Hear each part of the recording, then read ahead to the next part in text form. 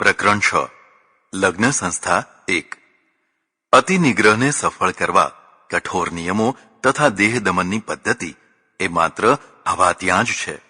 એક ભૂલને સુધારવા થનારી આ અનેક ભૂલો છે. જીવનને યંત્રણામય બનાવવાથી કશું મળવાનું નથી. જો કુદરત સાથે મૈત્રી કરી શકાય તો જીવન સહજ અને હળવું ફૂલ થઈ શકે છે. મોટા ભાગે પશુ પક્ષીઓમાં લગ્ન સંસ્થા મળી, જો કે થોડા પ્રમાણમાં તેમને ત્યાં પણ લગ્ન સંસ્થા જેવી વ્યવસ્થા છે. ટોળામાં રહેનારા પશુઓ આપત્તિકાળ સિવાય બીજા ટોળા સાથે કામચેષ્ટા નથી કરતા. વાંદરા વગેરે પશુઓ તથા સારસ વગેરે પક્ષીઓમાં લગ્ન સંસ્થાના કેટલાક ચિહ્નો જોઈ શકાય છે. પણ પૂર્વે કહ્યું તેમ માનવ માટે આ પ્રશ્ન સતત સતાવનારો પ્રશ્ન છે. એટલે માત્ર કુદરતી પ્રેરણાથી આ પ્રશ્ન હલ નહીં થઈ શકે. કુદરત એ ધર્મ છે, તે સનાતન છે, પણ ધર્મની સાથે સંસ્કૃતિની પણ આવશ્યકતા છે. સંસ્કૃતિ માત્ર માનવ જાતિ પાસે જ છે. પશુ પક્ષીઓ પાસે કુદરત સહજ ધર્મ તો છે, પણ સંસ્કૃતિ નથી. સંસ્કૃતિ એક રીતે જીવન વ્યવસ્થાની મર્યાદાઓ અંકિત કરે છે. જો આવી મર્યાદા રેખા દોરવામાં ન આવે તો માનવ જાતિ પરસ્પરમાં લડી ઝઘડીને બરબાદ થઈ જાય. ઓછામાં ઓછું દુર્બળો માટે તો જીવનની તમામે તમામ તકો ઝડપાઈ જાય. ઇસ્લામમાં 4 પત્નીઓનો નિયમ એ વિધાન અર્થમાં નથી, પણ નિષેધ અર્થમાં છે. અર્થાત 4 પત્નીઓ કરવી જ જોઈએ એવો અર્થ નથી, પણ વધુમાં વધુ 4 જ કરી શકાય, તેથી વધુ નહીં, એમ નિષેધ અર્થમાં છે. આ નિષેધનું મૂળ કારણ તે સમયે અરબસ્તાનના શક્તિશાળી માણસો મોટાભાગની બધી સ્ત્રીઓને પોતાની પત્નીઓ બનાવી લેતા, જેથી ગરીબ તથા શક્તિહીન માણસો પત્ની વિનાના રહી જતા. આ દોષના નિવારણ માટે ઘણી પત્નીઓની જગ્યાએ 4ની મર્યાદા બંધાઈ. પ્રાચીન ભારતમાં શ્રી રામ સિવાય ક્યાંય એક પત્ની વ્રત દેખાતું નથી. શક્તિશાળી માણસો અનેક સ્ત્રીઓને પત્નીઓ બનાવે તો એ બમણી અવ્યવસ્થા કરનારી પદ્ધતિ છે. એક તરફ અનેક પુરુષો કુંવારા રહી જાય તો બીજી તરફ અનેકાનેક સ્ત્રી પરસ્પરમાં શોક્ય બનીને પતિ સુખથી વંચિત થઈ જાય. આ દોષનું નિવારણ એક પત્નીના નિયમથી જ કરી શકાય. એક પત્નીનો વ્યાવહારિક આદર્શ મોટાભાગે સામૂહિક રૂપમાં અંગ્રેજો, યુરોપિયન પ્રજામાં જોવા મળ્યો. રાજા, સેનાપતિ, જાગીરદાર, કલેક્ટર કે ન્યાયાધીશ કોઈ પણ હોય, તે સૌને એક જ પત્ની. નારી સન્માનની દ્રષ્ટિએ પણ તે પત્ની તેના પતિની સાથે જ હોય. સભાઓમાં પણ તેનું સ્થાન મોટા ભાગે પોતાના પતિની સાથે હોય. આ બધું નારી સન્માન તથા માનવ ગૌરવને છાજે તેવું હતું. આજે હવે લગભગ આખા વિશ્વમાં આ પદ્ધતિ પ્રચલિત થઈ રહી છે. લગ્ન સંસ્થા વિના દાંપત્યની સિદ્ધિ શક્ય નથી, અને દાંપત્યની સિદ્ધિ વિના માનવ જાતિ ચંચળ, અસ્થિર અને પરસ્પરમાં ઝઘડી મરનારી થઈ જશે. પશુ પક્ષીઓમાં નર માદાનો સંબંધ કામાચાર તથા પ્રજાવૃદ્ધિ પૂરતો જ છે, પણ માનવ જાતિ માટે આ સંબંધ માત્ર કામાચાર લક્ષી જ નથી. ઘર સંસાર, સગા સંબંધી, વ્યવહારો, આર્થિક ચિંતા, શૈક્ષણિક જવાબદારીઓ, વૃદ્ધાવસ્થાના પ્રશ્નો, હૂંફ અને આપત્તિ સમયે વિશ્વાસપાત્ર ઓથ, આ બધું દાંપત્યમાંથી નિષ્પન્ન થાય છે. જો લગ્ન સંસ્થા ન હોય તો નર નારીનો સંબંધ ક્ષણિક સુખોપભોગ માટે થઈ જાય. બાળકોની તમામ જવાબદારીઓ પશુ પક્ષીઓની માફક માત્ર સ્ત્રીઓને જ માથે આવી જાય. જીવનમાં સાતત્ય અને વિશ્વાસની જગ્યાએ અસ્થિરતા અને ક્ષુલ્લકતા આવી જાય. આ બધા દોષોથી બચવા માનવે સંસ્કૃતિની રચના કરી. સંસ્કૃતિનું પ્રથમ સોપાન તે લગ્ન સંસ્થા છે. ધર્મે તેને વિધિ આપી, પવિત્રતા આપી, ભાવના આપી અને પ્રણય અને વાસનાને વાડ આવી. આ વાડ કલ્યાણકારી બની રહે તેવી વ્યવસ્થા કરી. લગ્ન સંસ્થાના પણ કેટલાક દૂષણો છે જ, પણ તે તો સતત પરિશીલનથી દૂર કરી શકાય તેવા છે. જો કે જીવનની એક પણ વ્યવસ્થા સદંતર દૂષણ વિનાની હોઈ શકે જ નહીં. વ્યવસ્થા માત્રમાં કોઈને કોઈ દૂષણ તો રહેવાનું જ, પણ તેમાં સૌથી ઓછા દૂષણ તથા વધુ જમા પાસા હોય તે વ્યવસ્થા ઉત્તમ કહી શકાય. આ દ્રષ્ટિએ લગ્ન સંસ્થા ઉત્તમ વ્યવસ્થા છે, પણ લગ્ન સંસ્થાથી જ બધા પ્રશ્નોનો ઉકેલ આવી જતો નથી. લગ્નથી જોડાયેલા નર નારી પણ કામાચારમાં બેફામ ના બની જાય તે માટે સંયમની સ્થાપના જરૂરી છે. સંયમ કુદરતથી તથા ભાવનાથી આવે છે. કુદરતે જ એવી વ્યવસ્થા કરી છે કે જમ્યા પછી તરત જ ઉપરા ઉપર જમી શકાય નહીં. યોગ્ય સમય વીત્યા પછી ભૂખ લાગે ત્યારે જ જમવાની રુચિ થાય. પણ માણસને કુદરતી ભૂખ ન લાગી હોય તો પણ ખાખા કરવાની ટેવ પડી શકે છે. આવી કુટેવ કામાચારમાં પણ ન થાય તે માટે કુદરતે પુરુષના અંગને સામાન્ય અને વિશેષ એમ બે સ્થિતિવાળું બનાવ્યું. પુરુષ ઈચ્છે તો પણ તે સતત વિશેષ સ્થિતિવાળું ન રહી શકે. તેની વિશેષ સ્થિતિ કાલિક બનાવી. અમુક સમય પછી અને થોડા સમય માટે જ થઈ શકે. આ વ્યવસ્થા ન હોત તો માણસની દુર્દશાનો અંત ન હોત.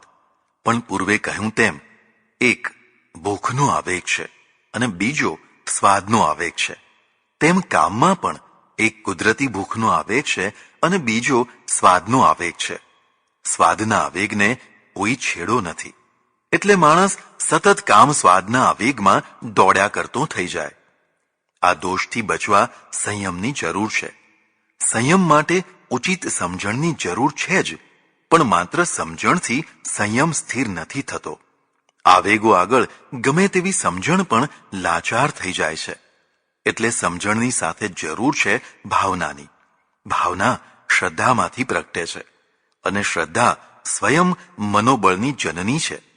શ્રદ્ધા વિનાની વ્યક્તિમાં શરીર બળ, બુદ્ધિબળ વગેરે તો હોય, પણ આવેગોની સામે મનોબળ ન હોય. મનોબળ વિના સંયમ શક્ય જ નથી. આવું મનોબળ શ્રદ્ધા દ્વારા સંપાદિત થાય છે અને શ્રદ્ધા સત્સંગ, ભજન, ધ્યાન વગેરે દ્વારા પુષ્ટ થાય છે. એમ કહી શકાય કે જેના ઘરમાં ધાર્મિક વાતાવરણ હશે તેના મનમાં શ્રદ્ધાનો ભાવ હશે. શ્રદ્ધાનો ભાવ જેમ જેમ દ્રઢ થશે તેમ તેમ જીવનમાં એક પ્રકારની પવિત્રતા અને ઉત્તમતાનો ખ્યાલ દ્રઢ થશે. આવો ખ્યાલ વ્યક્તિને અધમતાથી દૂર રહેવાનું બળ આપશે. આ બળ જ સંયમ બળ છે. એટલે કુદરતી અભિગમ, લગ્ન સંસ્થા અને સંયમ આ ત્રણેયનો જ્યાં સરવાળો હશે ત્યાં કામાવેગના ઘણા પ્રશ્નો ઉકલી જશે. જ્યાં ત્રણે નહીં હોય ત્યાં કામાવેગ વિનાશ જ વિનાશ કરી મૂકશે. લગ્ન સંસ્થા સંસ્કૃતિનું પ્રથમ સોપાન છે તેમ પૂર્વે કહ્યું. તેમાં થોડો ઉમેરો કરવો જરૂરી લાગે છે. સંસ્કૃતિ મુખ્યતઃ માનવતાલક્ષી હોવી જોઈએ, અર્થાત પ્રત્યેક માનવ માટે કલ્યાણકારી હોવી જોઈએ. જો કામનો આવેગ વ્યક્તિ માત્રને આવતો હોય અને આ પ્રચંડ આવેગમાં વ્યક્તિ માત્ર હાચમચી જતો હોય તો સંસ્કૃતિ એવી હોવી જોઈએ કે જેમાં વ્યક્તિ માત્રને આ આવેગોનું શમન કરવાની માનભરી વ્યવસ્થા હોય. જે સમાજમાં કામના આવેગોથી પીડાતા રીબાતા હજારો નર નારીઓ હશે તે સમાજ કદી પણ શુદ્ધ તથા સ્વચ્છ નહીં રહી શકે. જે સમાજમાં ઈચ્છવા છતાં પણ લગ્ન વિનાના કજોડાના લગ્નોવાળા વિધવાઓ, ત્યક્તાઓ, વિધુરો વગેરે મોટા પ્રમાણમાં હશે તે સમાજ અંદરથી સડી ગયેલો ગંધાતો સમાજ થઈ જશે. કારણ કે આ બધા માનવો છે. એ બધાને કામનો આવેગ આવે જ છે. વહેલા કે મોડા આમાંથી મોટા ભાગના ગેરમાર્ગે તણાવવાના જ છે. આ ગેરમાર્ગે તણાવવાની એમને ફરજ પડે છે. કારણ કે સમાજ વ્યવસ્થા જ એવી છે કે સન્માર્ગે તો એ ચાલી શકે તેમ છે જ નહીં. એક યુવાન ત્યક્તાને મેં સલાહ આપી કે તું લગ્ન કરી લે. તેણે કહ્યું કે મારે લગ્ન કરવું છે, પણ જો હું લગ્ન કરું તો મારી બહેનો પાછી આવે, અર્થાત તેમના સાસરિયા તેમને કાઢી મૂકે. કારણ કે અમારા સમાજમાં ત્યક્તાના લગ્ન થતા નથી. એક ભાવમાં બે ભાવ ન કરી શકાય તેવો નિયમ છે. જો કે પુરુષો એક ભાવમાં બે ભાવ કરી શકે છે. એક સાધુ મળ્યા. તેમણે પણ અંતર ખોલ્યું અને કહ્યું કે તમે સાચી દિશામાં જાગૃતિ લાવી રહ્યા છો. મેં જે કંઈ જોયું છે તેથી હું ધ્રુજી ઉઠ્યો છું. મારે લગ્ન કરીને સન્માર્ગવાળું જીવન જીવવું છે, પણ જો હું આ સાધુપણું છોડી દઉં તો સર્વપ્રથમ તો મારા ઘરમાં જ હાહાકાર થઈ જાય. મારા નાના ભાઈઓ હજી કુંવારા છે, તેમને કોઈ કન્યા ન આપે, અને મારી બહેનો છે તેમને કોઈ પરણે નહીં, એટલે મારે તો હવે મને કે કમને આ ગાડું ખેંચવાનું જ છે. જો આપણે ચારે તરફ ધ્યાનથી માનવતાવાદી દ્રષ્ટિથી નિરીક્ષણ કરીશું તો દેખાશે કે સમાજ વ્યવસ્થાની અમાનવતાભરી દિવાલોમાં હજારો માણસો પીસાઈ રહ્યા છે. જો આવા માણસો ધર્મ વિરુદ્ધ કે સંસ્કૃતિ વિરુદ્ધ આચરણ કરવા મજબૂર થાય તો તેમાં તેમનો નહીં પણ સમાજ વ્યવસ્થાનો જ દોષ ગણાવવો જોઈએ. નિયંત્રણ કલ્યાણ માટે હોવું જોઈએ. ગુંગળાઈ મારવા કે ગુંગળાઈને કુમાર્ગે જવા મજબૂર કરનારનું ન હોવું જોઈએ. પ્રકરણ 7. લગ્ન સંસ્થા 2. લગ્ન સંસ્થાના પક્ષમાં આટલું કહ્યા પછી પણ પ્રત્યેક સ્ત્રી પુરુષે અવશ્ય લગ્ન કરી લેવા જ જોઈએ તેવું ન કહી શકાય. ઓછામાં ઓછું કેટલાક માણસો તો લગ્ન વિનાના રહે એ વધુ હિતાવહ છે. એક તો ચેપી રોગવાળા, આનુવંશિક રોગવાળા તથા ખોડવાળા માણસોએ લગ્ન ન કરવા જોઈએ. આપણે એ પણ ધ્યાનમાં રાખવાનું છે કે જો પશુઓની નસ્લ એટલે કે વંશ સુધારી શકાતી હોય, વૃક્ષો તથા અનાજ વગેરેની પરંપરાને પ્રયોગોથી વધુ સમૃદ્ધ બનાવી શકાતી હોય તો સૌથી વધુ મહત્વની માનવ જાતિને પણ વધુ બળવાન, બુદ્ધિમાન તથા ગુણવાન બનાવી શકાય. જો પૂરતી કાળજી ન રખાય તો ઉત્તમ પશુઓ, વૃક્ષો વગેરે પણ લાંબા ગાળે પોતાની ગુણવત્તા ખોઈ બેસતા હોય છે, તેમ માનવજાત પણ પોતાની ગુણવત્તા ખોઈ બેસે. એટલે આનુવંશિક રોગો, ચેપો, વિકલાંગતા વગેરે વાળા માણસોએ લગ્ન ન કરવા જોઈએ. બીજું, જે લોકો આર્થિક રીતે પોતાનો ભાર ખેંચી શકે તેમ ન હોય તેણે લગ્ન ન કરવા જોઈએ. લગ્ન સંસ્થા એક મોટી આર્થિક જવાબદારી છે. પ્રતિવર્ષ એવા કેટલાય કિસ્સાઓ બનતા હોય છે જેમાં રોજી વિનાના કેટલાય યુવાનો, કુટુંબો આત્મહત્યા કરી લેતા હોય છે. તેમના મર્યા પછી લોકોને કરુણા ઉપજતી હોય છે, માનવતા પણ જાગી ઉઠતી હોય છે. પણ જ્યારે તેઓ જીવતા હોય છે અને સ્થાયી મદદની જરૂર હોય છે ત્યારે તેમને ભાગ્યે જ પૂરતી હમદર્દી મળતી હોય છે. રોજી વિનાનું કોઈ ન રહે એવી અર્થવ્યવસ્થા ગોઠવવી એ સ્વરાજ્યને સુરાજ્યમાં રૂપાંતરિત કરવાનું પ્રથમ પગથિયું કહેવાય. ધર્મની ઉપયોગિતા એકમાત્ર મોક્ષ અપાવવામાં જ હોય તો તે ઉદાર ધર્મ છે. તેનાથી પ્રજાના તાજા અને વાસ્તવિક પ્રશ્નોનો કદી ઉકેલ આવવાનો નથી. ધર્મનું પ્રથમ કાર્ય છે વ્યક્તિ તથા પ્રજાની પ્રાથમિક દશા સુધારવાનું. પ્રાથમિક દશામાં રોજીરોટી આવી જાય છે. જેમ આર્થિક રીતે અક્ષમ વ્યક્તિ માટે લગ્ન એક પ્રકારનો ત્રાસ બની જાય છે, તેમજ જેમનામાં શારીરિક અક્ષમતા છે તેવા લોકોએ પણ લગ્ન ન કરવા જોઈએ. એકની અક્ષમતા એ બીજા માટે ત્રાસરૂપ, બરબાદીરૂપ બની શકે છે. લગ્ન એ પારસ્પરિક દૈહિક સંતોષ માટેની વ્યવસ્થા છે. તે જ જો શક્ય ન હોય તો તેવી પ્રક્રિયાથી દૂર રહેવું જોઈએ. અત્યંત અહંકારી અને સ્વકેન્દ્રિત વ્યક્તિઓએ પણ લગ્ન ન કરવા જોઈએ. લગ્ન એક નાની સરખી વિધિ છે, પણ તેનું પૂરું પરિણામ દાંપત્ય છે. દાંપત્ય એક સાધના છે. પુરોહિતોની વિધિ માત્રથી તે સિદ્ધ થતી નથી. તેના માટે નર નારી બંને લાંબી અને કઠોર સાધના કરવી પડતી હોય છે. કન્યા સર્વતોભાવેન પતિમાં સમર્પિત થાય તથા વર સર્વતોભાવેન કન્યામાં પ્રત્યાર્પિત થાય તો જ સફળ દાંપત્યની સિદ્ધિ થઈ શકે. જે લોકો બહુ અહંકારી તથા માત્ર સ્વલક્ષી હોય છે તેવા માણસો સમર્પિત કે પ્રત્યાર્પિત થઈ શકતા નથી. આવા માણસો બાહ્ય જીવનમાં ગમે તેટલા મહાન હોય તો પણ લગ્ન જીવનમાં તદ્દન નિષ્ફળ થતા હોય છે. તેમનું લગ્ન જીવન તેમના માટે ઉપાધિ કે ત્રાસરૂપ થઈ જતું હોય છે. આવા માણસોએ લગ્ન કરતા પહેલા પોતાની પ્રકૃતિનો વિચાર કરવો જોઈએ. જે લોકો જીવનનું કોઈ ખાસ વ્રત કે લક્ષ્ય લઈને જીવન જીવવા માંગે છે તેમણે પણ પોતાના લક્ષ્યને અનુકૂળ પાત્ર મળવાની સ્થિતિ કે સંભાવના ન હોય તો લગ્ન ન કરવા જોઈએ. ધાર્મિક, સામાજિક, રાજકીય કે વૈજ્ઞાનિક જેવા મહત્વના ક્ષેત્રોમાં જે ખૂંપી જવા માંગતા હોય, જેમની પ્રવૃત્તિમાં સતત સાહસ, મરણિયાપણું તથા સતત શત્રુતાની છાય રહેતી હોય, જે બીજા પાત્ર માટે તથા પોતાના સ્વજનો એટલે કે પુત્રાદિ માટે પૂરતો સમય ન આપી શકતા હોય, તેવા વ્રતધારી માણસોએ પોતાના વ્રતને અનુકૂળ પાત્ર ન મળે તો લગ્ન જીવનથી મુક્ત રહેવું. આવા માણસો કોઈ એક નિશ્ચિત મહાન લક્ષ્ય માટે જીવન જીવતા હોય છે. તેમને પોતાનું મહાન લક્ષ્ય છોડવું પડે અથવા ઢીલું કરવું પડે તેવા લગ્નો કરતાં તે લગ્ન વિના ન રહે તે જ ઉત્તમ. વૈરાગ્ય, અરુચિ, લાગણી દુભાવના આઘાત વગેરે અનેક કારણોસર જેમની માનસિક દશા સ્વસ્થ ન હોય, તેવા માણસોએ પણ સ્વસ્થતા પ્રાપ્ત ન થાય ત્યાં સુધી લગ્નની જવાબદારીથી મુક્ત રહેવું જોઈએ.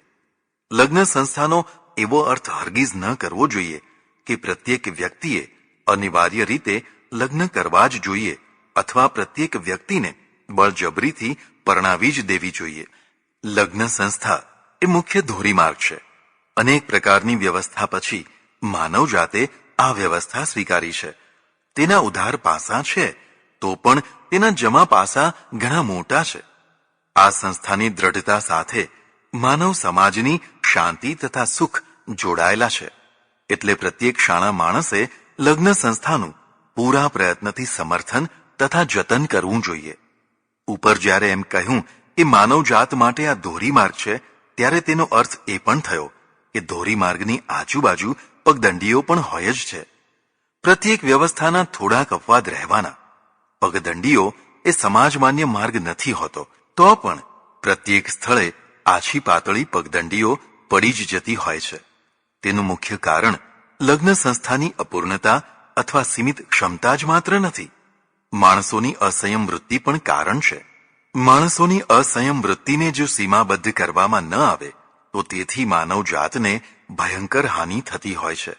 ધર્મનું કામ સીમાબદ્ધ કરવાની ભાવના જગાડવાનું છે. આવું ન કરાય એવી મનોવૃત્તિ જ્યાં સુધી માનવ જાતમાં દ્રઢ હશે ત્યાં સુધી આછી પાતળી પણ સીમાબદ્ધતા રહેશે. પણ જો એમાં શું થઈ ગયું એવી વૃત્તિ વિકસી તો પ્રજા સીમાની પાળને તોડી નાખીને રેલાઈ ગયેલી નદીની માફક રેલાઈ જશે. તો તે લગ્ન સંસ્થા અને દાંપત્યનું સુખ ખોઈ બેસશે. વફાદારી વિના પ્રેમની કલ્પના ન કરી શકાય. પ્રેમ વિના દાંપત્યની સિદ્ધિ શક્ય જ ન થઈ શકે. એટલે વફાદારી એ લગ્ન સંસ્થાનો મૂલાધાર થયો. વફાદારી માત્ર સમજણથી દ્રઢ નથી થતી. શ્રદ્ધા અને ભાવના વિનાની કોરી સમજણ કપરા સમયમાં કાયર બની જતી હોય છે. જીવનના કપરા સમયમાં વ્રત પાલનનું ખરું બળ શ્રદ્ધા અને ભાવનામાંથી આવતું હોય છે. આ કામ ધર્મ જ કરી શકે. એટલે ધર્મ વિના માત્ર સમજણના જોરે સીમાબદ્ધતા સ્થાપી ન શકાય. સત્યવાન સાવિત્રીની કથા સાચી હોય કે કાલ્પનિક હોય, પણ એ કથા જીવન ઘડતરના પ્રથમ પગથિયે જીવનને પતનથી બચાવવા માટે બહુ મોટું બળ પૂરું પાડે છે. તેની ભારોભાર ઉપયોગિતા સ્વીકારવી જ રહી. આમ છતાં લગ્ન સંસ્થા ક્રૂર અથવા નિષ્પ્રાણ ન બની જાય તેની પણ કાળજી રાખવી રહી. લગ્ન સંસ્થા નિષ્પ્રાણ ત્યારે બની જતી હોય છે જ્યારે ધર્મ, રાજ્ય અને સમાજ બળવાન સમર્થ માણસોનું રમકડું બની જતા હોય છે. પ્રાચીન કાળમાં બહુપત્નીત્વ પ્રથા એ સામાન્ય બાબત હતી. શ્રી રામ સિવાય ભાગ્યે જ ક્યાંય એક પત્ની વ્રત જોવા મળે છે. 5, 10, 25 પત્નીઓ સુધી તો ઠીક, કેટલાક રાજા મહારાજાઓ, નવાબો કે બાદશાહોને સેંકડો પત્નીઓ હોવાનું આપણે જાણીએ છીએ. આનું નામ લગ્ન સંસ્થાની ચેતના ન કહેવાય. નવાઈ એ છે કે ધર્મે આ લોકોને રોક્યા નથી.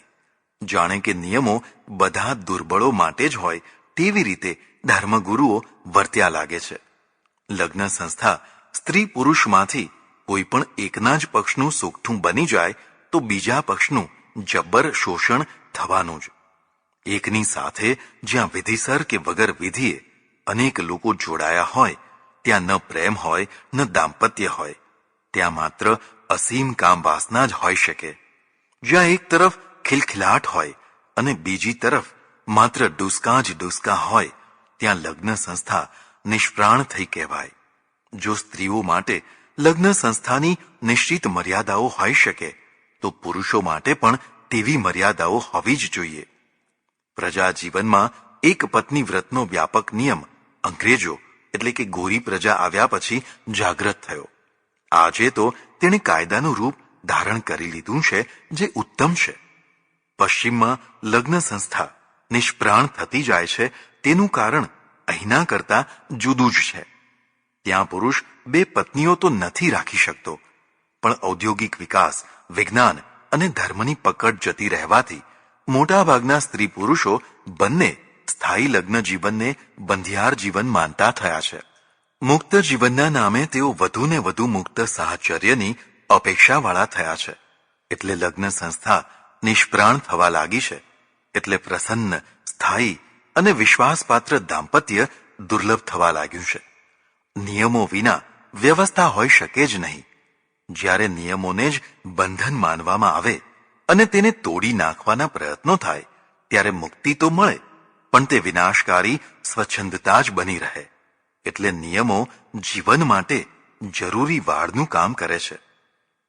પણ નિયમો જ્યારે કઠોરતમ અને ક્રૂર બને ત્યારે પ્રજા મર્યાદાનું સુખ ભોગવવાને બદલે પોતાના જ નિયમોથી રીબાતી થાય, ત્રાહિમામ થઈ જાય. લગ્ન સંસ્થાના નિયમોમાં પણ આવું થઈ શકે. વૈદિક યુગમાં કન્યાને સ્વયંવરની છૂટ હતી, જ્યારે પુરોહિત યુગમાં કન્યાદાનની પ્રથા શરૂ થઈ. પિતા પોતાની કન્યાનું દાન પોતાની ઈચ્છા પ્રમાણે ગમે તેને આપી શકે છે. આ નિયમથી કન્યાનું શોષણ શરૂ થયું. કન્યાની પોતાની કોઈ પસંદગી નહીં, કોઈ અવાજ નહીં.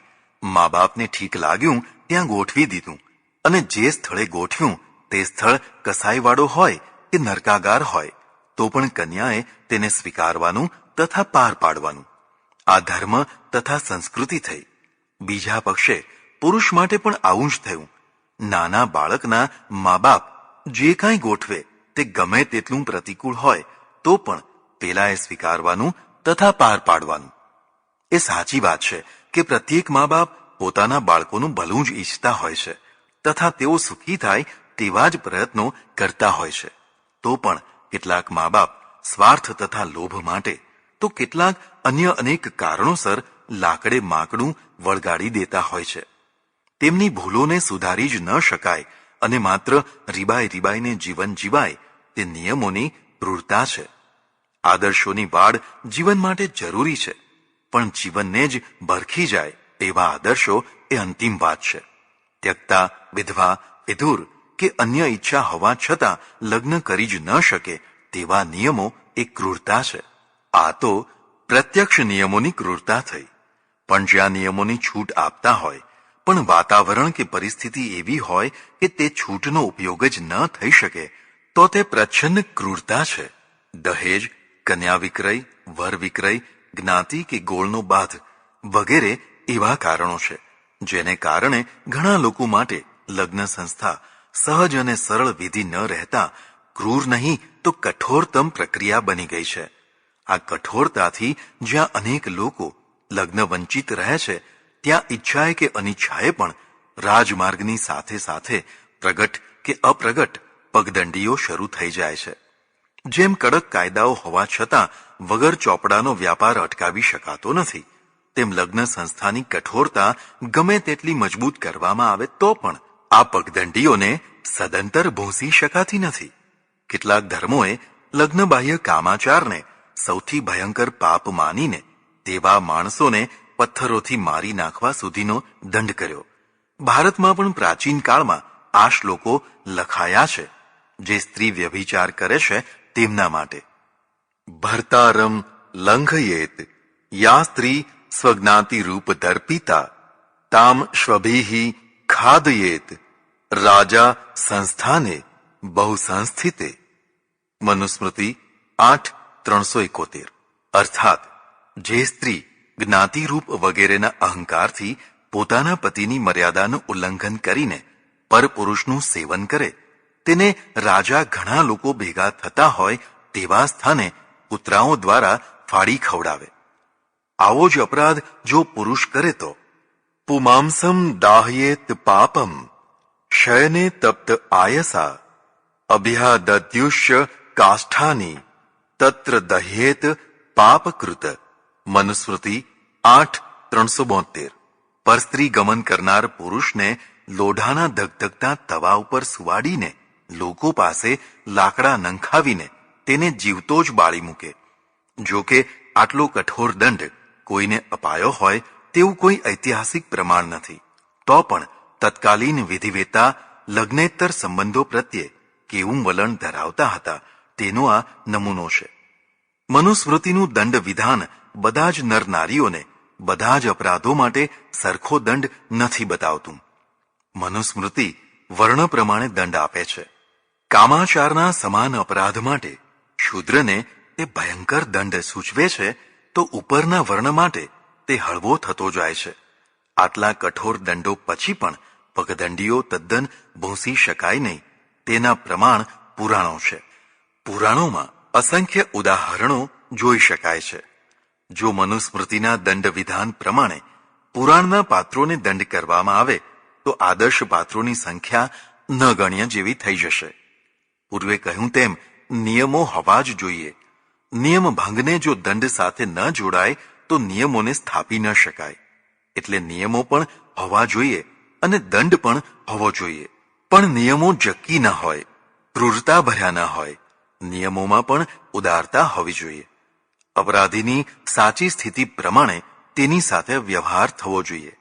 એક શ્રીમંત માણસ માત્ર પોતાના મોજ શોખ માટે કોઈની વાડીના ફળ ચોરે અને એક અત્યંત ગરીબ માણસ પોતાના ભૂખે મરતા બાળકોને ખવડાવવા ફળ ચોરે તો બંને પ્રત્યક્ષતઃ ચોર હોવા છતાં બંનેની ચોરીની પૃષ્ઠભૂમિ જુદી છે.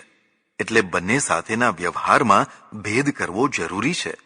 આવી જ રીતે એક પરિણિત વ્યક્તિ માત્ર મોજ શોખ માટે ગમે તેવો કામાચાર કરે અને એક ફરજિયાત વિધવા ત્યક્તા વિધુર કે અન્ય કોઈ કારણસર ધોરીમાર્ગ ઉપર ચાલવાની ધાર્મિક સામાજિક કે અન્ય કોઈ અક્ષમતાવાળી વ્યક્તિ લાચારીથી ગુંગળાઈને પગદંડી ઉપર ચાલે તો તેની પૃષ્ઠભૂમિને સમજીને તેની સાથે ઉદારતા ભર્યું વલણ અપનાવવું જોઈએ. ઉત્તમ ધર્મ અને સમાજ વ્યવસ્થા તો એને જ કહી શકાય કે જ્યાં કોઈને ફરજિયાત ગુંગળાતું જીવન જીવવું ન પડે. સૌને માનવીય આવશ્યકતાઓ સહજ રીતે મળી રહે. પશ્ચિમે પહેલા પથ્થરો મારવાની ક્રૂરતાને ધર્મ માન્યો, પણ અંતે પ્રજા વિદ્રોહી બની અને બધું ફેંકી દીધું. હવે ત્યાં રાહદારી માર્ગ પગદંડી થઈ જવા બેઠો છે અને પગદંડીઓ રાહદારી માર્ગ થઈ રહી છે. આપણે ત્યાં પણ જો આવી દશા ન કરવી હોય તો આ કુદરતી પ્રચંડ આવેગને કુદરતની દ્રષ્ટિએ જોઈએ, સ્વીકારીએ તથા તે માટે માનવીય વ્યવસ્થા ગોઠવીએ. સ્વચ્છંદી પ્રજા કદી મહાન ન થઈ શકે, પણ સ્વચ્છંદને રોકવાનો રસ્તો માત્ર કઠોર નિયમો નથી, પણ માનવતાવાદી, ઉદાર તથા સરળ નિયમો છે. આવી વ્યવસ્થા જ સ્વચ્છંદતાને રોકી શકશે.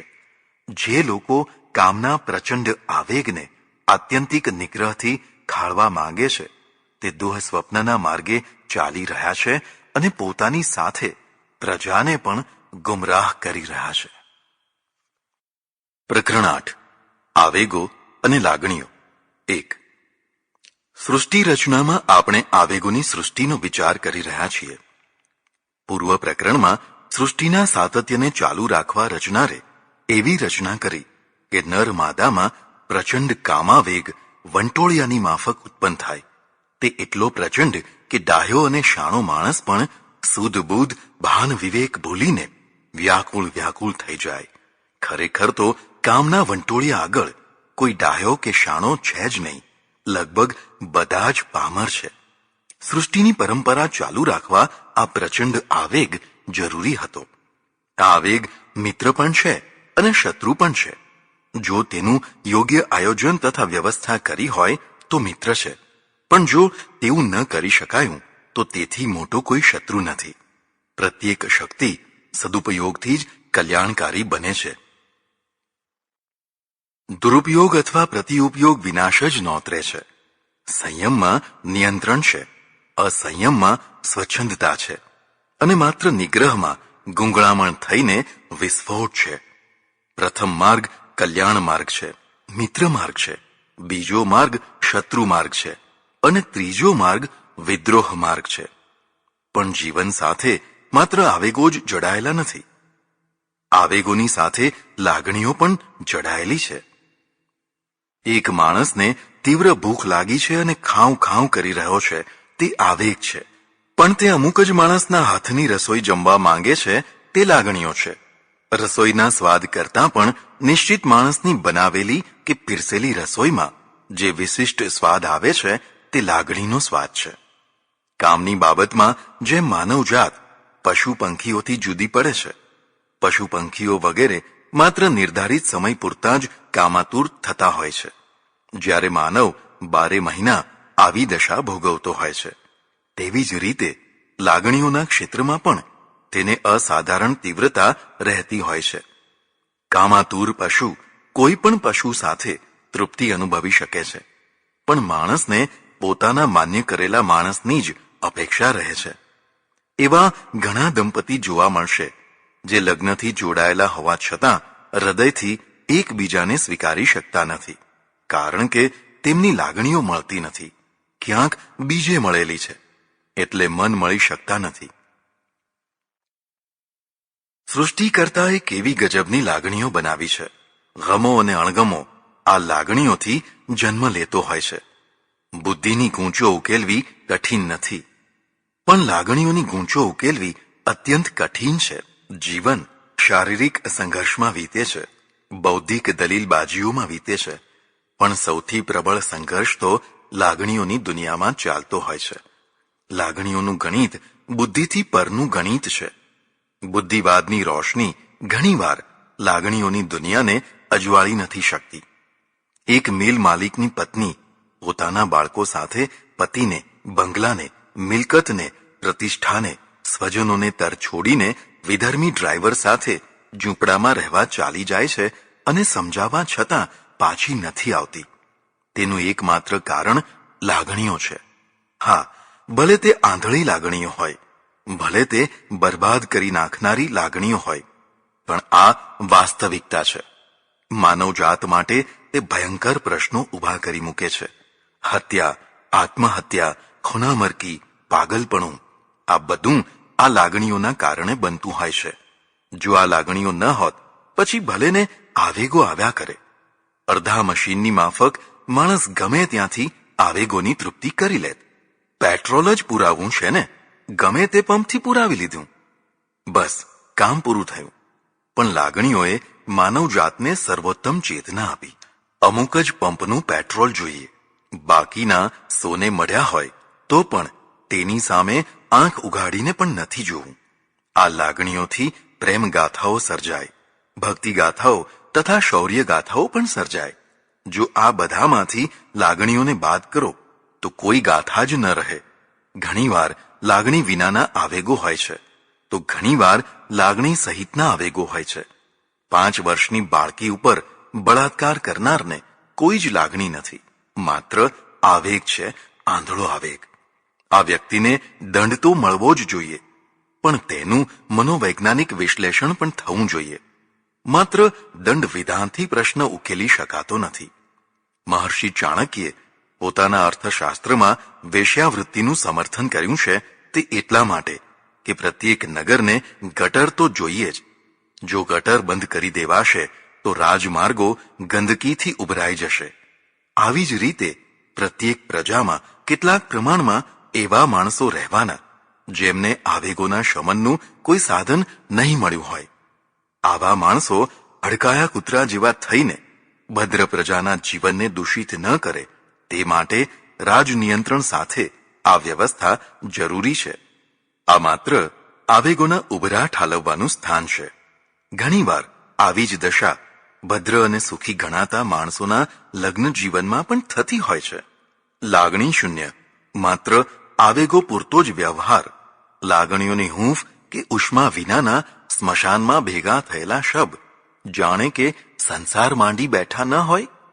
લાગણીઓનું મૂળ મોહ છે. મોહમાંથી મમત્વ વગેરે ભાવો પેદા થાય છે. ષડ રિપુઓ કામ, ક્રોધ, લોભ, મદ, મોહ અને મત્સરમાં મોહ પણ શત્રુ રૂપે બતાવાયો છે. એટલે ધાર્મિક માણસો લોકોને સતત મોહથી મુક્ત થવાનો ઉપદેશ આપ્યા કરે છે. મને લાગે છે કે મોહને સમગ્રતાથી ન સમજવાના કારણે તેનાથી છૂટવાની વાત કરવામાં આવે છે. સૃષ્ટિ પરંપરા ચાલુ રાખવા જેણે કામની રચના કરી છે તેણે જ રચેલી સૃષ્ટિને જીવાડવા, પોષવા, વધારવા મોહની રચના કરી છે. જેમ કામ તેના સેતુ માટે મંગલમય છે તેમ મોહ પણ એક સીમામાં મંગલમય છે. જો કામ પ્રત્યેક સ્થિતિમાં શત્રુ જ હોય તો લોકો પોતાના માટે અથવા પોતાના બાળકો માટે કામહીનતાની અપેક્ષા રાખે, પ્રાર્થના કરે. પણ જો કોઈને ત્યાં કામહીન બાળક જન્મે તો તેથી તેના મા બાપને દુઃખ જ થાય છે. એટલે કામને માત્ર શત્રુ માનવો તે યોગ્ય નથી. તેને જો તેની સીમામાં રાખી શકાય તો તે મિત્ર પણ છે. આવી જ રીતે મોહ પણ પરમેશ્વરનું માંગલિક વરદાન છે. મોહ આવેગ નથી, લાગણી છે. લાગણીઓનું મુખ્ય કેન્દ્ર છે. આવેગથી રચાયેલી સૃષ્ટિ એટલે બાળક. ગાય, કૂતરી કે ચકલી વગેરે પ્રાણીઓને જુઓ. પોતાના તરતના જન્મેલા બચ્ચા કે ઈંડા પાસેથી તે ભૂખી તરસી હોય તો પણ ખસતી નથી. જેણે બચ્ચાની સૃષ્ટિ કરી છે તે તેનું જતન પણ કરવા માંગે છે. એટલે તેનામાં તીવ્ર લાગણીઓ મૂકી છે. જો આ લાગણીઓ ન હોત તો જન્મેલા બચ્ચાને મૂકીને માં ચાલતી થાત. મારે શું, આ દર્શન સ્થિર થયું હોત. પણ માં ચાલતી નથી થતી. બચ્ચા ઉપર દયા કે કૃપા કરવા તે અટકી નથી. પણ પેલા નિર્માતાએ તીવ્ર લાગણીઓ દ્વારા તેને અટકાવી છે. તેની તાકાત નથી કે તે બચ્ચાને પડતું મૂકીને ચાલી જાય. જો આ તીવ્ર લાગણીઓ ન રચાય હોત તો પ્રત્યેક બચ્ચું જન્મીને મરી જાત. પૂર્વે કહ્યું તેમ માનવજાત આવેગોની માફક લાગણીઓના ક્ષેત્રમાં પણ પશુ પક્ષીઓથી જુદી પડે છે. પશુ પક્ષીઓની લાગણીઓ બચ્ચાના મોટા થવાની સાથે મંદ પડતી પડતી સમાપ્ત થઈ જાય છે. બચ્ચું હરતું ફરતું કે ચરતું કે ઉડતું થયું એટલે લાગણીઓ સમાપ્ત. માનવજાત માટે લાગણીઓનું સાતત્ય જીવનભર રહે છે. માનવ બાળક મોટું થાય, પરણે, તેના પણ બાળકો થાય, પાછા તે પરણે અને તેના પણ બાળકો થાય તો પણ વૃદ્ધ માણસોની લાગણીઓ સમાપ્ત થતી નથી. કદાચ આ જ કારણસર વૃદ્ધોને સતત કથાઓ સંભળાવવી પડતી હશે. માણસની લાગણીઓ પશુઓની તુલનામાં ઘણી મોટી તથા સતત રહેનારી છે. એટલે માનવજાત માટે સૌથી મોટા પ્રશ્નો લાગણીઓમાંથી પેદા થતા રહે છે. માનવ સૌથી વધુ સુખી લાગણીઓથી છે અને સૌથી વધુ દુઃખી પણ લાગણીઓથી છે. કેટલાક અધ્યાત્મવાદીઓ લોકોને એમ સમજાવે છે કે તમામ લાગણીઓને કચરી નાખો, કોઈના પ્રત્યે મમત્વ કે લાગણી ન રાખો. આ લાગણીઓ જ જીવનનું બંધન છે. આવું કહેનારા પણ અંદરથી તો ઈચ્છે છે કે મારા પ્રત્યે લોકોની લાગણીઓ રહે તથા વધે. જો શિષ્યો તથા અનુયાયીઓ ગુરુ પ્રત્યે લાગણીહીન થઈ જાય તો ગુરુઓના દુઃખનો પાર ન રહે. ગુરુઓ પણ ઈચ્છે છે કે એકમાત્ર અમારા પ્રત્યે જ લાગણી ધરાવનારા શિષ્યો અમને મળે. લાગણીઓની ભૂખ ત્યાગી અને રાગી બંનેને સરખી જ રહેતી હોય છે. લાગણીઓની રચના જો એક પક્ષીય થઈ હોત તો કદાચ તે રસ વિનાની થઈ ગઈ હોત. એટલે રચનાકારે તેને દ્વિમુખી બનાવી દીધી. રાગ અને દ્વેષ મોહમાંથી જન્મેલા આ બે જોડકા સંતાનો છે. એક હોય ત્યાં બીજું હોય જ. બાળકના ઉછેર માટે રાગની તો આવશ્યકતા સમજી શકાય તેવી છે, પણ દ્વેષની રચના કરવાની શી જરૂર હતી? એવો પ્રશ્ન થઈ શકે. જરા વિચાર કરીશું તો જણાશે કે રાગ પક્ષની દ્રઢતા માટે ઇતર પક્ષની નિવૃત્તિ જરૂરી છે. આ કામ દ્વેષથી જ થઈ શકે. જે ગાય પોતાના બચ્ચાને નજીક પણ આવવા દેતી નથી. જો બચ્ચું જબરદસ્તીથી નજીક આવે તો લાતો મારે છે. આ ઇતર નિવૃત્તિની પ્રક્રિયા પણ કુદરતજન્ય છે. જો આ પ્રક્રિયા ન હોત તો પણ કદાચ સૃષ્ટિ રચનાનું કાર્ય વ્યવસ્થિત ન થઈ શક્યું હોત.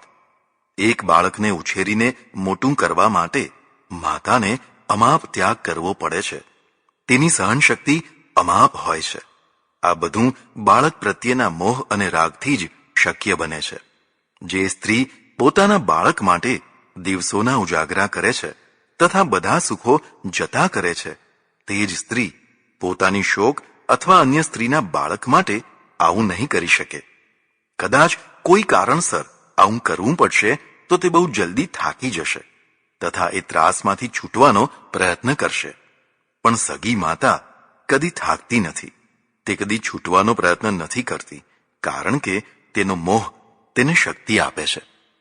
આવો જ મોહ પિતાને, પતિને, પત્નીને, ભાઈઓને, બહેનોને, પરિવારને, જ્ઞાતિજનોને, સંપ્રદાયોને, રાષ્ટ્રભક્તોને તે સ્થળે હોય છે, જેથી તેઓ પોતપોતાના મોહપાત્રો માટે ઓછા વત્તા પ્રમાણમાં ત્યાગ કરે છે, રક્ષણ કરે છે, પોષણ કરે છે. આ મોહ જ્યારે સ્વાર્થની કાળાશથી સંપૂર્ણ મુક્ત થાય છે ત્યારે તેને શુભ્ર પ્રેમ કહેવાય છે. પ્રેમ એ બીજું કાંઈ નહીં પણ વિશુદ્ધ કરેલો મોહ જ છે. માણસ જેમ જેમ પોતાના મોહને વિશુદ્ધ કરતો જાય, સંસ્કારતો જાય, તેમ તેમ તેની કક્ષા ઉન્નત થતી જાય.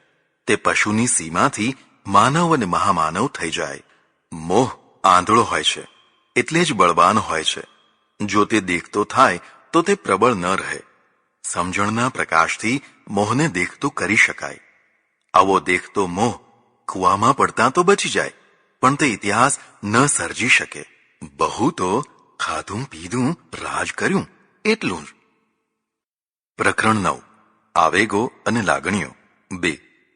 લાગણીઓથી પણ આવેગ ઉત્પન્ન થાય છે. આવા એક આવેગનું નામ છે ક્રોધ. ક્રોધ એ ભૂખ તરસની માફક શારીરિક આવશ્યકતા માટે થનારો આવેગ નથી. તેમ કામની માફક વગર નિમિત્તે પણ સદા આવનારો આવેગ નથી, પણ કોઈ વાર લાગણીઓ ઘવાવાથી આવનારો આવેગ છે. કામની માફક આવેગ પણ વ્યક્તિને ભાન ભૂલાવનારો બની જાય છે. માત્રાના પ્રમાણમાં તે સામાન્યથી માંડીને ભભૂકતા જ્વાળામુખી જેવો પણ થઈ શકે છે. વ્યક્તિની અહમ રાગાત્મક ઈચ્છા પૂરી નથી થતી ત્યારે તેમાં અંતરાયરૂપ થનાર તત્વ ઉપર ક્રોધનો આવેગ આવતો હોય છે. સૃષ્ટિ રચનાના માળખામાં ઈચ્છા તત્વ મુકાયું છે. ઈચ્છા પૂરી કરવા બળ જોઈએ, તે લાગણીઓથી પૂરવામાં આવ્યું. પણ સમષ્ટિ ઈચ્છામાં સંવાદિતા અને વિસંવાદિતા બંને રહેવાના. એકની ઈચ્છા પ્રમાણે બધા ઈચ્છા કરતા નથી, તેમ બધા તે પ્રમાણે ચાલતા પણ નથી. એટલે જે વ્યક્તિ જ્યાં સમર્થ છે ત્યાં જો તેની ઈચ્છા પૂરી ન થાય તો તેને ક્રોધ આવે છે. સમર્થ શબ્દ એટલા માટે લખ્યો છે કે જ્યાં જે વ્યક્તિ દુર્બળ હોય છે ત્યાં તેને કાં તો ક્રોધ આવતો નથી અથવા આવે છે તો વ્યક્ત થયા વિના દબાયેલો જ રહીને ઠરી જાય છે. ક્રોધનો સંબંધ મુખ્યતઃ ઈચ્છાહાનિ, સ્વાર્થહાનિ, લાગણીહાનિ સાથે સંકળાયેલો રહેતો હોય છે. પણ મૂળમાં ક્રોધનું મુખ્ય પ્રેરક બળ અહંકાર છે. ઈચ્છાહાનિ વગેરેની સાથે જો પૂરતા પ્રમાણમાં અહંભાવ નહીં હોય તો કદાચ ક્રોધની માત્રા અલ્પ જ રહેશે. અહંકાર વ્યક્તિના અસ્તિત્વ અને વ્યક્તિત્વ સાથે સંકળાયેલી વસ્તુ છે. લગભગ બધા જ અધ્યાત્મ પુરુષોએ કામ, ક્રોધ વગેરેની સાથે અહંકારને પણ છોડવાની વાતો ઉપર ભાર મૂક્યો છે, જે અડધો સાચો છે અને અડધો સાચો નથી. અહંકારને શૂન્ય સુધી પહોંચાડવાની વાતને પ્રથમ તો અમલમાં મૂકી શકાય તેમ છે જ નહીં, પણ કદાચ જો તેને અમલમાં મૂકી શકાય તો વ્યક્તિત્વ વિનાની નમાલી થઈ જાય. પ્રત્યેક વ્યક્તિને સ્વાભિમાન હોવું જ જોઈએ. નિશ્ચિત પ્રકારનો સાત્વિક અહંકાર જીવન માટે જરૂરી છે.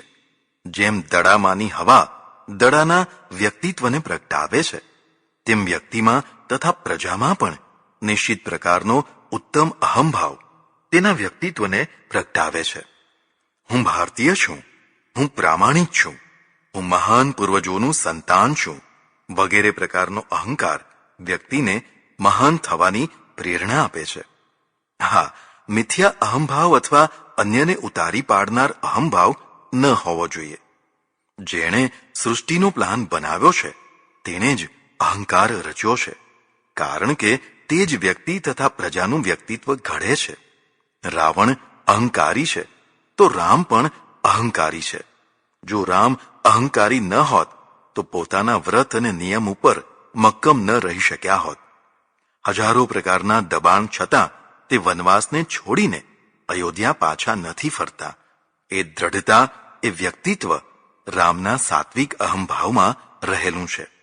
એટલે પ્રજાને અહંકાર શૂન્ય નહીં પણ સાત્વિક અહંકારયુક્ત બનાવવી જોઈએ. હા, ઘમંડ કે મિથ્યા આડંબરથી તેને મુક્ત રાખવી જોઈએ. એક ઉદાહરણ, ભારતના પ્રધાનમંત્રી વિશ્વની કોઈ પરિષદમાં ભાગ લેવા ગયા છે. ત્યાં જો ભારતને યોગ્ય સ્થાન ઉપર તેમને બેસાડવામાં ન આવે અને ઉતરતા સ્થાને બેસાડવામાં આવે તો એવે સમયે અહંભાવ વિનાના થઈને જે તે સ્થાને બેસી જવું તે સંતપણું નથી પણ નમાલાપણું છે. ભારતના વ્યક્તિત્વની રક્ષા કરવા તેમણે યથાયોગ્ય સ્થાન ઉપર જ બેસવું જોઈએ. આમ કરવા જતાં સંઘર્ષ કરવો પડે તો સંઘર્ષ પણ કરવો જોઈએ. જો સંઘર્ષ ન કરી શકાય તો પરિષદનો ત્યાગ કરી દેવો જોઈએ. પણ ભારતના વ્યક્તિત્વને હલકું પાડે તેવા સ્થાને તો ન જ બેસવું જોઈએ. જીવન માટે સાચો અહંકાર જરૂરી છે. સાચા ખોટાનો ભેદ સમજવા જીવનને જાગૃત રાખવું જરૂરી છે. વિવેકથી જાગતો માણસ સરળતાથી આ નિર્ણય કરી શકે છે અને યથાયોગ્ય વર્તી શકે છે. પૂર્વે કહ્યું તેમ ક્રોધ ખરેખર તો અહંભાવ સાથે સંકળાયેલો છે. અહમને ઠેસ વાગતા જ ક્રોધનો આવેગ આવવા લાગે છે. પતિના અહમને જો પત્ની ઠેસ મારે તો પતિનો ક્રોધ ભભૂકી ઉઠે છે. ઘરની કામવાળી જો પત્નીના અહમને ઠેસ મારે છે તો પત્નીનો ક્રોધ ભભૂકી ઉઠે છે. શિષ્ય અથવા પુત્રો જો ગુરુ કે પિતાના અહમને ઠેસ મારે છે તો ત્યાં પણ એ જ દશા થાય છે. આવું જ નોકર અને અમલદારનું છે. ઘણીવાર નાના માણસો મોટા ઉપર ક્રોધ કરતા હોય છે. તેમાં પણ પ્રથમ તો અહમને ઠેસ લાગતી હોય છે. પણ તેમાં મોટા માણસો પ્રત્યેની શ્રદ્ધા, પૂજ્યભાવ, આદરભાવ, અહોભાવ વગેરેની ન્યૂનતા ભાગ ભજવતી હોય છે.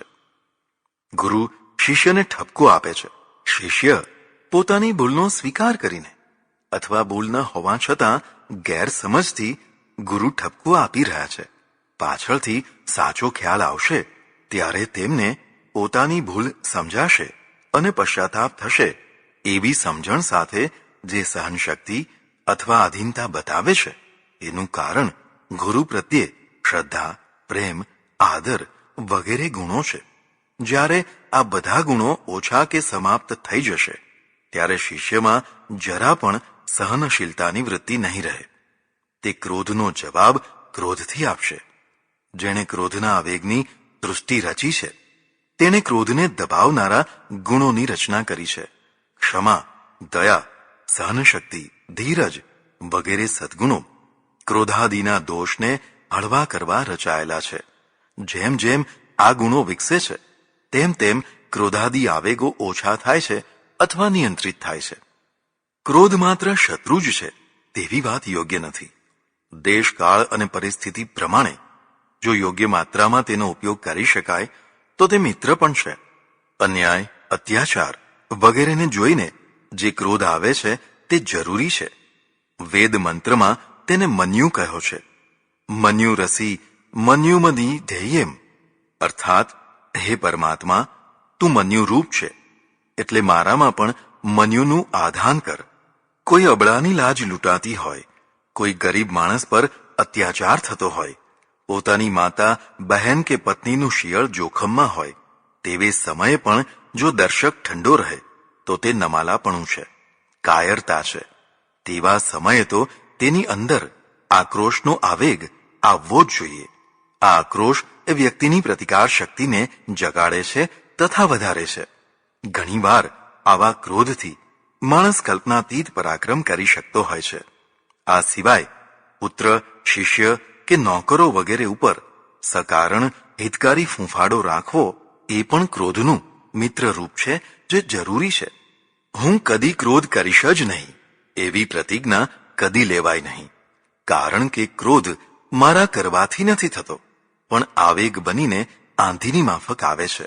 બહુ બહુ તો એવી પ્રતિજ્ઞા કરી શકાય કે જો મને કોઈ નિર્દોષ વ્યક્તિ ઉપર મારા અહમના કારણે ક્રોધ આવશે તો ક્રોધ ઉતર્યા પછી હું પ્રાયશ્ચિત કરીશ. આ પ્રાયશ્ચિત એ સાધના છે જે ભવિષ્યમાં આવનારા ક્રોધ માટેનું નિયંત્રણ બળ ઉત્પન્ન કરે છે.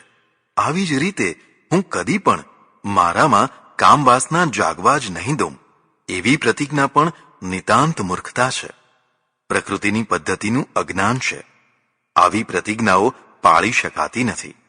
પોતે પ્રતિજ્ઞા પાળી શકતો નથી તેવી ભ્રાંત મનોદશા ભોળા સાધકને સતત પીડા આપનારી બને છે. આવી પીડા તેના તન મનને દુર્બળ તથા નિસ્તેજ બનાવે છે. મોટા ભાગે અસાધ્યને સાધ્ય કરવા નીકળેલા ભ્રાંત સાધકો આંતરિક જગતમાં ભારે અવ્યવસ્થા અનુભવતા હોય છે. કુદરત કે તેની રચના અને તેના લક્ષ્યોને ન સમજવાથી અથવા ઉલટા સમજવાથી આ પરિણામ આવે છે. ક્રોધ ક્ષણિક આવેગ છે. તેની અભિવ્યક્તિ સૌના માટે એક સરખી નથી હોતી. કેટલાક ક્રોધાતુર માણસો પોતાને જ હાનિ પહોંચાડે છે.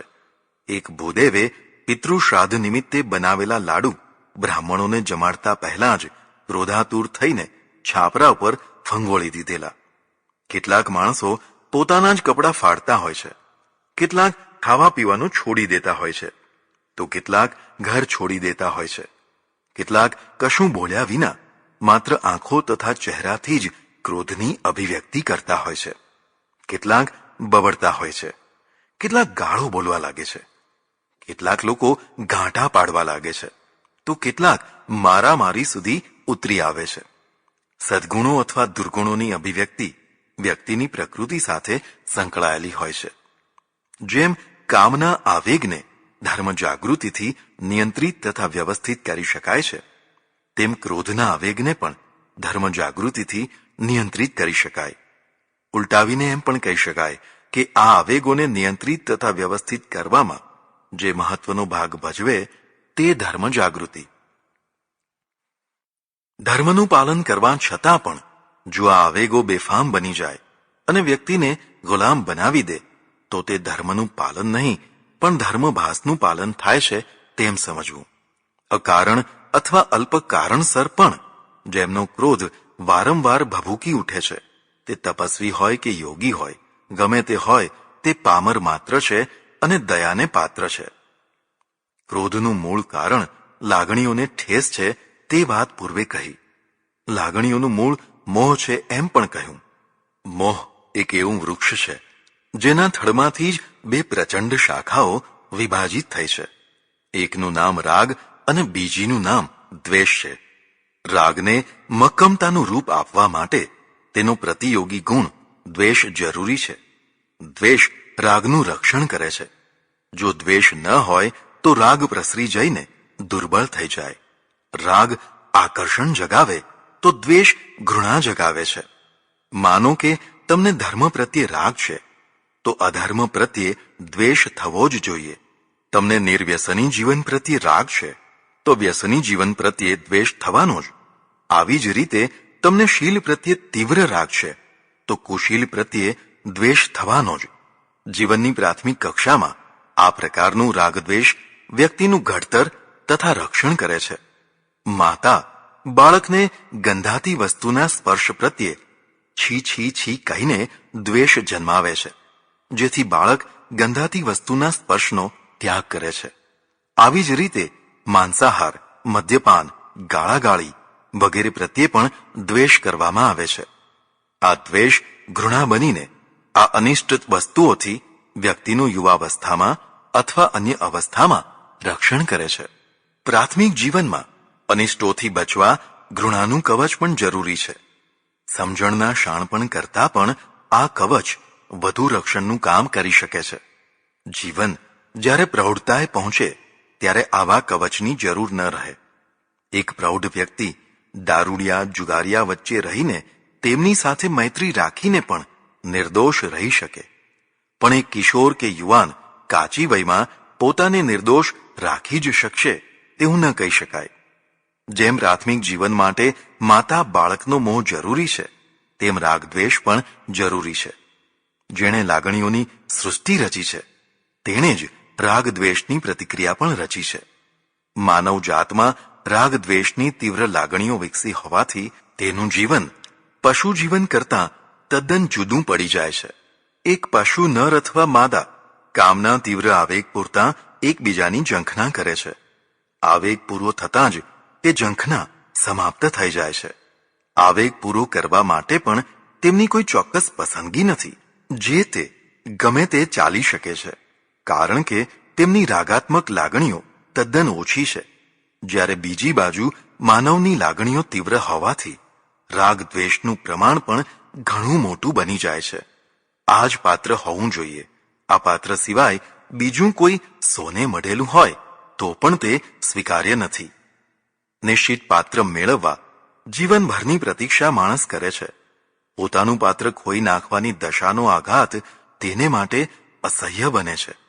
એટલે આત્મહત્યા, ગૃહત્યાગ, કુટુંબ ત્યાગ, ધન ત્યાગ, આબરૂ ત્યાગ, ધર્મ ત્યાગ જેવી અસાધારણ ઘટનાઓ તે ઘટાવી શકે છે. આ ઉથલ પાથલનું મૂળ તીવ્ર લાગણીઓ છે. આ લાગણીઓ ઇતિહાસ સર્જે છે.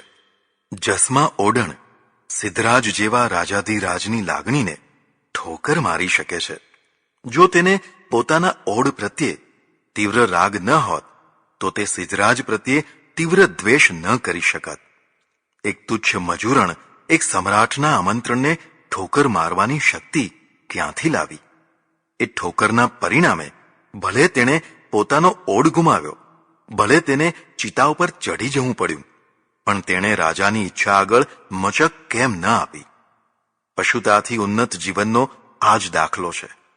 પશુઓ ઇતિહાસ નથી સર્જી શકતા, જ્યારે માણસ ઇતિહાસ સર્જી શકે છે. જે કામ જસમાએ કર્યું કે ચિત્તોડની પદ્મિનીએ કર્યું, તે કામ કરણ ઘેલાની કમળાદેવી કેમ ન કરી શકે? પરિસ્થિતિને અધીન માણસ ત્યારે થતો હોય છે જ્યારે પરિસ્થિતિની સામે લડવાનું બળ તેની પાસે નથી રહેતું. આ બળનો મૂળ સ્ત્રોત લાગણીઓ છે. રાજસ્થાનના બીજા રાજાઓ પરિસ્થિતિવશ અકબરને અધીન થયા, પણ એ જ પરિસ્થિતિ તેથી પણ વિકટ હોવા છતાં પ્રતાપ આધીન ન થયો, કારણ કે પ્રતાપ પાસે પોતાનું રાજ્ય તથા કુળની તીવ્ર લાગણીઓ હતી. એ લાગણીઓએ તેને પ્રચંડ બળ આપ્યું. ફના થઈ જઈશ, પણ સિસોદિયાની બહેન દીકરીને મોગલોના હરમમાં નહીં જવા દઉં. તેની ફનાગીરી એ જ ઇતિહાસ છે, એ જ અમરતા છે. ખરેખર તો પ્રતાપની તુલનામાં જોધપુર જયપુરના રાજાઓ ઘણા યુદ્ધો પરાક્રમપૂર્વક લડ્યા, પણ તે મોગલોના નોકર તરીકે તેમની આજ્ઞા પ્રમાણે લડ્યા, એટલે તેઓ ઐતિહાસિક હીરો ન થઈ શક્યા. આવી જ તીવ્ર લાગણીઓથી શેણી વિજાણંદ, શિરીન ફરહાદ કે લૈલા મજનુ જેવી બલિદાનભરી પ્રેમ ગાથાઓ નિર્મિત થતી હોય છે. પશુ પક્ષીઓમાં આટલી તીવ્ર અને સ્થાયી લાગણીઓ જોવા નથી મળતી, એટલે તેમના જીવનની વ્યાખ્યા અને માનવ જીવનની વ્યાખ્યામાં આકાશ પાતાળનું અંતર છે.